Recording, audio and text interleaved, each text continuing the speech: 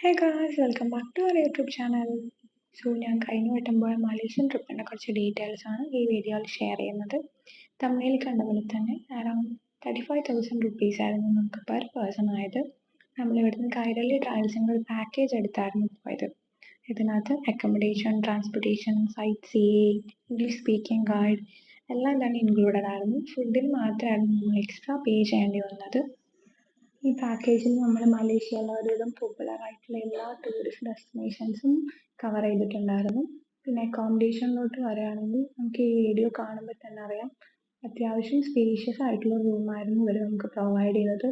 ഇത്രയും budget friendly ആയിട്ടുള്ള ഒരു ട്രിപ്പിൽ ഇങ്ങനത്തെ റൂം ആക്ച്വലി ഞങ്ങൾ ഒട്ടും എക്സ്പെക്ട് ചെയ്തില്ലായിരുന്നു.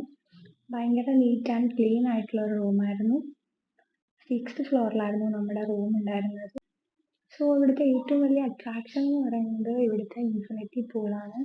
ഈ ഒരു പാക്കേജ് എടുത്തു വരുന്നവർ മസ്റ്റായിട്ടും ട്രൈ ചെയ്യേണ്ട ഒന്നാണ് ഇവിടുത്തെ ഇൻഫിനിറ്റി പൂൾ.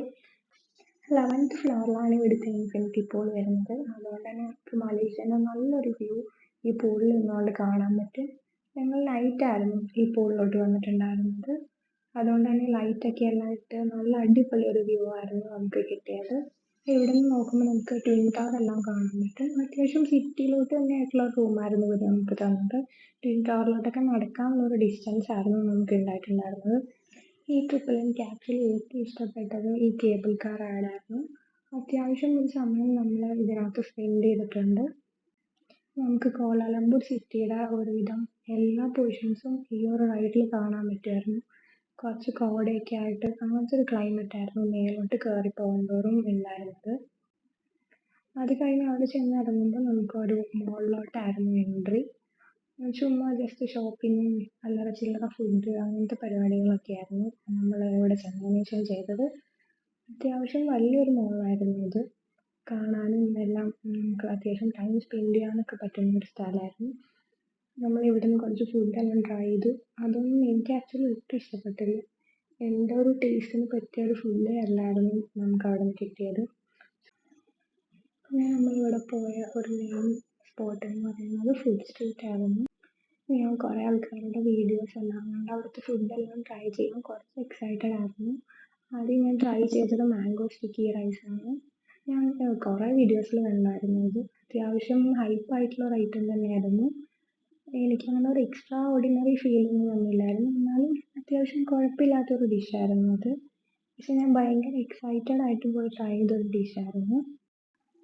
അപ്പോൾ എനിക്ക് അത്ര ഒരു ടേസ്റ്റ് തോന്നിയില്ലെങ്കിൽ ഇപ്പോൾ ആലോചിക്കുമ്പോൾ ഒന്നും കൂടെ ട്രൈ ചെയ്യാം അങ്ങനത്തെ ഒരു ഫീലുള്ള ഒരു ഡിഷായിരുന്നു അത്. പിന്നെ നമ്മൾ ഇവിടുന്ന് ഒരു സൂപ്പ് ട്രൈ ചെയ്തു. അതും അത്യാവശ്യം വലിയ കുഴപ്പമില്ലാത്തൊരു ഡിഷായിരുന്നു. പിന്നെ ഇങ്ങനെ വെറുതെ നടക്കാനും ലൈറ്റായിട്ടൊരു മ്യൂസിക്കൊക്കെ ഉണ്ടായിരുന്നു. പിന്നെ കുറച്ച് സ്ട്രോബെറി ചോക്ലേറ്റ് ഡിപ്പ് ചെയ്തത്, അങ്ങനെ കുറച്ച് ഐറ്റംസ് എല്ലാം നമ്മൾ ഇവിടുന്ന് ട്രൈ ആക്കി. ഇവിടുത്തെ ഒരു ആംബിയൻസ് ആണ് എനിക്ക് ഏറ്റവും ഇഷ്ടപ്പെട്ടത്. ഭയങ്കര ലൈറ്റായിട്ടുള്ള മ്യൂസിക്കും അത്യാവശ്യം റഷ് ആയിട്ടുള്ള ഒരു ഏരിയ ആയിരുന്നു. എനിക്ക് അങ്ങനത്തെ ഒരു ഏരിയ ഇഷ്ടമായതുകൊണ്ട് തന്നെ ഞാൻ അത്യാവശ്യം എൻജോയ് ചെയ്തു. എല്ലാവർക്കും ഇത്രയും റഷുള്ള ഒരു ഏരിയയിലോട്ട് പോയി കഴിഞ്ഞാൽ എങ്ങനെയാണെന്ന് എനിക്ക് അറിഞ്ഞുകൂടാ. പിന്നെ കുറച്ച് വെറൈറ്റി ഫുഡ്സൊക്കെ ഉണ്ടായിരുന്നു. അത്യാവശ്യം കുഴപ്പമില്ലാത്തൊരു ബഡ്ജറ്റിലായിരുന്നു ഈ ഫുഡ്സ് എല്ലാം അവർ സെല് ചെയ്തിരുന്നത്. പിന്നെ ഞങ്ങൾ കുറച്ച് ചിക്കൻ്റെ ഐറ്റംസ് എല്ലാം ട്രൈ ചെയ്തു. അതിലെല്ലാം ഒന്നും എനിക്ക് ഇഷ്ടപ്പെട്ടില്ല, ഒന്ന് രണ്ടെണ്ണം കൊള്ളായിരുന്നു. ചില ഡിഷസ് ഒന്നും അധികം കുക്ക്ഡ് ആവാത്ത പോലെ ഫീൽ ചെയ്തു.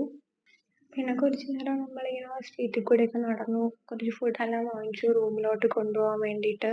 അതിനുശേഷം നമ്മൾ ട്വിൻ ടവർ എല്ലാം കാണാൻ പോയി. പക്ഷെ അതിൻ്റെ ഒന്നും വീഡിയോ ഞാൻ ആക്ച്വലി എടുത്തില്ല. അത്യാവശ്യം റഷ് ആയിട്ടുള്ള ഒരു ഏരിയ ആയിരുന്നു അത്. അവിടെ നിന്ന് നമ്മൾ കുറച്ച് ഫോട്ടോസ് എല്ലാം എടുത്തു. കുറച്ച് ഫോട്ടോഗ്രാഫേഴ്സ് എല്ലാം അവിടെ ഉണ്ടായിരുന്നു നമ്മുടെ ഫോട്ടോസ് എടുത്തു തരാനും എല്ലാം ആയിട്ട്.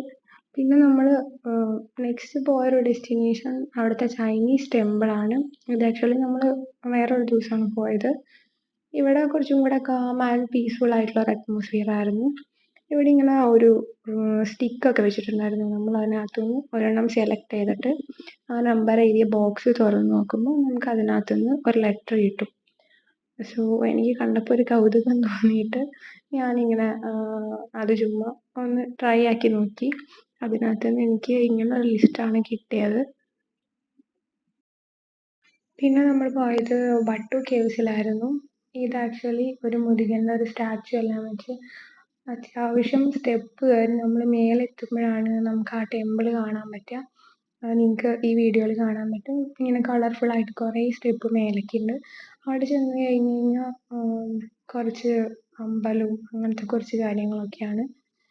അവിടെ നിന്ന് നമ്മൾ സ്റ്റെപ്പൊക്കെ കയറി എത്തുമ്പോൾ അത്യാവശ്യം നമ്മൾ ടയേർഡാവും. അതുപോലെ തന്നെ അതല്ല നമ്മൾ തിരിച്ചും ഇറങ്ങി വരണം. പിന്നെ ഞങ്ങൾ ഇവിടെ നിന്ന് അതുപോലെ ഒരു വീഡിയോ എല്ലാം എടുത്തു. പിന്നെ നമ്മൾ ആക്ച്വലി പാക്കേജിൽ ഇൻക്ലൂഡഡ് അല്ലാണ്ട് ചുമ്മാ നൈറ്റൊക്കെ ആകുമ്പോൾ നമ്മളിങ്ങനെ ചുമ്മാ ടാക്സിയൊക്കെ എടുത്ത് ഇങ്ങനെ ചുമ്മാ കറങ്ങാൻ ഇറങ്ങുമായിരുന്നു. നമ്മളൊരു അറൗണ്ട് 6-7 o'clock ആകുമ്പോഴത്തേനും നമ്മളെ പാക്കേജുകാർ നമ്മളെ റൂമിൽ എത്തിക്കുമായിരുന്നു. അത് കഴിഞ്ഞ് നമ്മളിങ്ങനെ ചുമ്മാ ഓരോ സ്ഥലങ്ങളൊക്കെ കാണാൻ വേണ്ടിയിട്ട് പോകും.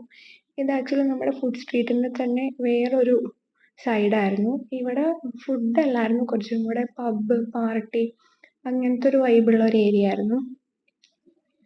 പിന്നെ നമ്മൾ കുറച്ച് നേരം ഇങ്ങനെ അവിടെ ഇരുന്നു. അത്യാവശ്യം നല്ലൊരു വ്യൂ ആയിരുന്നു. ഭയങ്കര ലൈറ്റൊക്കെ ആയിട്ട് നല്ല മ്യൂസിക്കൊക്കെ ഇട്ടിട്ട് നമ്മൾ കുറച്ച് നേരം ഇങ്ങനെ അവിടുത്തെ ഒരു വ്യൂ ഒക്കെ കണ്ടിരുന്നു. കുറച്ച് ലേറ്റായിട്ടാണ് നമ്മൾ പോയത്. ഇവിടെ കുറച്ചും കൂടെ ഒരു പാർട്ടി കൈൻഡ് ഓഫ് ഒരു ഏരിയ ആണ്. നമുക്ക് ഈ വീഡിയോ തന്നെ കാണാം. അത്യാവശ്യം റഷാണ്. ഒരു നൈറ്റ് ലൈഫൊക്കെ എൻജോയ് ചെയ്യാൻ വേണ്ടി വരാൻ പറ്റിയ ഒരു സ്ഥലമായിരുന്നു. അത് കഴിഞ്ഞ് ഞങ്ങൾ അവിടെ അതിൻ്റെ തന്നെ വേറൊരു സൈഡിലായിട്ട് കുറച്ച് മസാജിങ് സെൻ്ററൊക്കെ ഉണ്ടായിരുന്നു. അവിടെ പോയി ഞങ്ങൾ കുറച്ച് ഫുഡ് മസാജൊക്കെ ചെയ്തു. 2-3 ദിവസമായിട്ട് ഭയങ്കര കാലുവേദനയായിരുന്നു. എല്ലാം ഇങ്ങനെ നടന്ന് കാണുന്നതുകൊണ്ട് തന്നെ. അപ്പോൾ ഞങ്ങൾ രണ്ടുപേരും ഒരു ലെഗ് മസാജിന് പോയി. അത് കഴിഞ്ഞ് നമ്മൾ നൈറ്റ് ഫുഡൊക്കെ കഴിച്ചാണ് റൂമിൽ പോയത്. ഞങ്ങൾ ഇപ്രാവശ്യം ആക്ച്വലി ഒരു ഇന്ത്യൻ റെസ്റ്റോറൻറ്റിലായിരുന്നു കയറിയത്. മലേഷ്യത്തെ ഫുഡ് കഴിച്ച് കഴിച്ച് നമുക്ക് മടുത്ത് എവിടെന്നെങ്കിലും ഒരു ഇന്ത്യൻ റെസ്റ്റോറൻറ്റ് കിട്ടിയാൽ മതി എന്നും പറഞ്ഞ് നമ്മൾ അന്വേഷിച്ച് കണ്ടുപിടിച്ചാണ് ഇവിടെ എത്തിയത്. അവിടെ നമ്മളൊരു സൂപ്പും പൊറോട്ടയും ചിക്കനെല്ലാം കഴിച്ച് നമ്മൾ നൈറ്റ് റൂമിൽ പോയി. പിന്നെ ഇത് ആക്ച്വലി ട്വിൻ ടവറിൻ്റെ തന്നെ വേറൊരു ഏരിയ ആയിരുന്നു. അവിടെ പ്രത്യേകിച്ച് കാണാനൊന്നും ഉണ്ടായിരുന്നില്ല, പക്ഷേ ചുമ്മാ ഇവിടെ ഇരുന്ന് ഇങ്ങനെ ഫോട്ടോ ഒക്കെ എടുക്കാം അങ്ങനെ. അപ്പോൾ ഞങ്ങൾ ഇവിടെ നിന്ന് 2-3 ഫോട്ടോസ് എല്ലാം എടുപ്പിച്ചു ഒരാളെ കൊണ്ട്. ഇവിടെ ഇങ്ങനെ നമുക്ക് കുറേ ഫോട്ടോഗ്രാഫേഴ്സിനെ കാണാൻ പറ്റും. ഇങ്ങനെ പെയ്ഡായിട്ട് അവർ നമുക്ക് ഫോട്ടോസ് എല്ലാം എടുത്തു തരും. സോ ഇതാണ് നമ്മുടെ മലേഷ്യൻ ട്രിപ്പ്. നമ്മളൊരു 4 days-ൻ്റെയും 3 nights-ൻ്റെയും പാക്കേജായിരുന്നു എടുത്തിട്ടുണ്ടായിരുന്നത്. നമ്മുടെ കൈരളി ട്രാവൽസ് ആയാലും അത്യാവശ്യം നന്നായി തന്നെയായിരുന്നു നമ്മുടെ കാര്യങ്ങളെല്ലാം ചെയ്തു തന്നതും. നമ്മളെപ്പോൾ കോണ്ടാക്ട് ചെയ്താലും നമുക്ക് റിപ്ലൈ ഒക്കെ തന്നിരുന്നു. സോ വീഡിയോ ഇഷ്ടമായി കഴിഞ്ഞാൽ ലൈക്ക് ചെയ്യുക, ഷെയർ ചെയ്യുക, സബ്സ്ക്രൈബ് ചെയ്യുക. Thank you for watching.